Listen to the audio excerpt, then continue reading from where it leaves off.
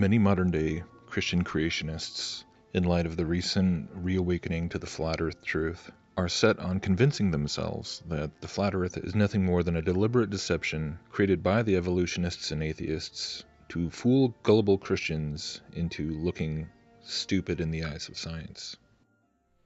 In 1973, a group of atheists in England met to try to figure out a way to discredit the growing creation science movement.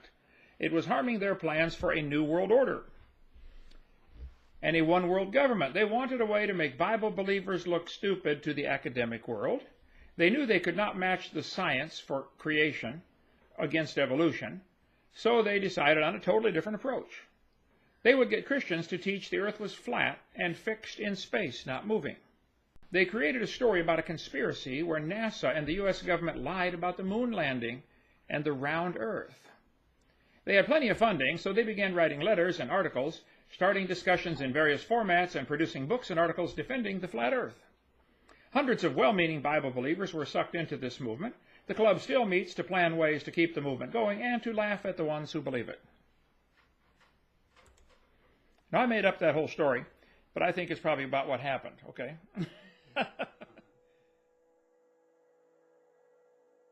As Hovind himself just admits, he cannot prove his theory. However, the exact opposite can absolutely be proven. That in fact, the Flat Earth movement began long before 1973 with the advent of the ridiculous Flat Earth Society, which most people who have researched the topic know to be a complete farce. But in fact, the Flat Earth movement goes all the way back well into the 19th century. And it can be easily demonstrated to be no concoction by people who do not believe in God or the Bible to try and make up some fanciful conspiracy theory. But indeed, these people were genuine believers in God, and that this debate was raging within the church in earnest for the decades leading up to the mid-20th century with the supposed space race and moon landings and other such fakery. And a friend of mine just sent me another amazing link. He found a website, it's basically a blog here called christianflatearthministry.org. And they have a couple different pages here containing links to an absolute treasure trove of material, all taken from a publication produced in the 1890s, and I believe into the early 1900s, called the Earth Not a Globe Review.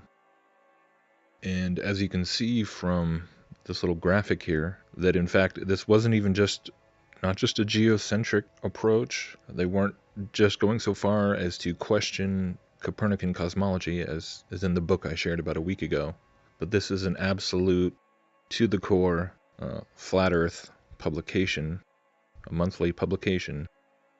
Basically, it seems, was published in the wake of the work of men like Robotham. This was published in England. And look right here, I've never actually seen this graphic before, but this is a sectional view of the world as a plane, and you can see how they have the north in the center with a small, section of ice around it in the Arctic region, and then the southern ice wall that goes around the plane. And I can't tell you how thrilled I am to come across this, so I know that how many of you out there are going to just be just as ecstatic to read through these. There's so much material in here, and it's all based on an absolute literal rendering of the Bible, making so many of the same arguments and so many of the same observations that the modern day Christian flat earth movement is making, and realizing that all these contrived explanations and arguments that modern day Christianity has come up with to try and explain away the plain and simple depiction of a flat stationary earth with the luminaries circuiting above it. The entire debate that's going on right now between Christians and people right now about zetetic astronomy versus hypothetical Copernican astronomy, and I mean, the entire debate is all reflected in here. All the same critiques and arguments and the same responses. It's amazing. I've been reading through some of these articles, and it's like I've had these conversations, I've had these debates, and they're going on more and more as more people are waking up to the deception that's going on. But it's incredible. I mean, they got stuff here on just about every topic, both biblical and in the scientific and observation side of things. And you got stuff on, zetetic refraction, talking about perspective. They've got the Earth is a plane. They've got diagrams in here and picking apart the Copernican model from. I'm willing to bet that there's questions and points in here that we in the last few years have not yet even thought of, and I'm really excited to just comb through this and just talking about faith and science and how it's talking about scientism, and it's talking about how this is all connected to evolutionary theory, and how false renderings of geology coincide with false renderings, false interpretations of astronomy, and the perversions of geology and astronomy go hand in hand for the advent of evolutionism, which is really the error of modern day creationism, because we focus purely on the geological fallacies and the archaeological fallacies, with dating the rock layers and the fossils and things. But then we swallow wholesale everything that evolutionists say about the size and scope of the supposed universe and the stars.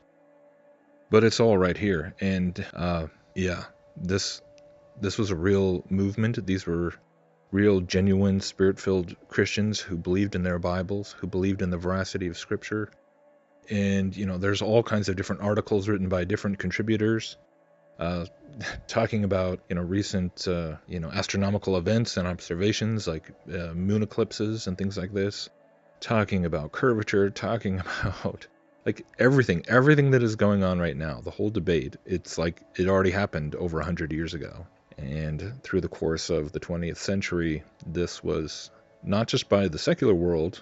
I think the secular world is actually happy to try and point this out, but it's the church, it's the Christian church that has been loath to admit that the church was ever, questioning science, quote unquote science.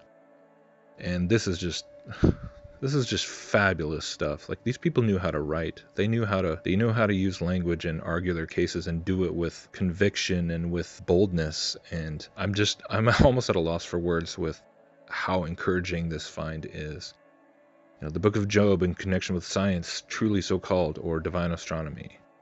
So it's all totally scripturally based, totally appealing to true reason and common sense and questioning things. And so here is a little excerpt I wanted to read. This one article was one of the first I came across, and it just blew me away. This is fantastic stuff. It's called Creation versus Salvation, or Illogical Christians. We are often advised by well-meaning Christians who are ignorant of the bearings of our contention to allow the subject of the plain earth to, quote, drop, and to join with them in proclaiming what they are pleased to call the gospel. As we are going to press, we have received another gratuitous piece of advice of the same nature. Our friend writes, "You believe the earth is flat and stands still. I may give it a passing notice. I am surprised to find a man of so much intelligence and learning should persist in such notions. Is it not a clear fact that we can determine the approximate size of the globe? And if you go in a straight line in any direction, you will come to the place from which you started?" Do we not hear these things now? To this day, this is what people say. "And how do you account for the seasons and the difference in the length of the days at different seasons and the tidal motions, etc.? I think you would be better engaged in helping to swell the worldwide cry of the gospel. Don't you think so?" How many of you have heard almost verbatim those kinds of responses? So he replies by saying, "In answer to the last question, we say decidedly no, not at the expense of leaving off teaching the plain truth. It is undeniable that the Holy Scriptures teach that the earth is stationary, that it rests on the foundations and pillars, and that it is established so fast that it cannot be moved. We therefore contend that if, as some of our Christian friends would have us believe, the Bible is not true in its material teachings respecting the universe, it is not reliable in its promises of spiritual blessings. But we maintain that the Bible is true to fact and to everyday observation, and that the earth does not move. In future numbers, we hope to give good proofs of the earth's immobility for those who need them, but in the meantime we have a right to ask for some one proof, and we only ask for one, of the earth's supposed terrible motions. It appears stationary, it feels stationary. Then why should we give up the evidence of our God-given senses for the sake of a mere astronomical and unsupported assumption? There is much more behind this question of the shape of the earth than our good-natured but illogical advisors are aware of." And then, skipping down a little bit, We maintain that if the Bible is not true respecting the material creation, it is not reliable in its promises of salvation, and that it is perfectly useless to preach the gospel of Jesus the Christ to men who have lost their faith in the inspiration or truthfulness of the Word of God. It is moreover a great pity when Christian friends unite with skeptical foes in support of a godless science, falsely called science, which strikes at the very foundation of the truth of the Creator's Word. They incur a grave responsibility in doing so, and let them take heed. In answer to our correspondent's questions, we say, it is not a, quote, clear fact that we can determine the approximate size of the globe. It is not a clear fact that the Earth is a globe at all. Let proof be offered, and again, it is not possible to, quote, go in a straight line in any direction and come back to the place of starting. Any straight line is an impossibility on a spherical surface. But apart from this self-evident fact, no one has ever traveled or voyaged due north or due south and come back to the same place again. The great ice barriers would prevent this. Yet our correspondent thoughtlessly says, in any direction.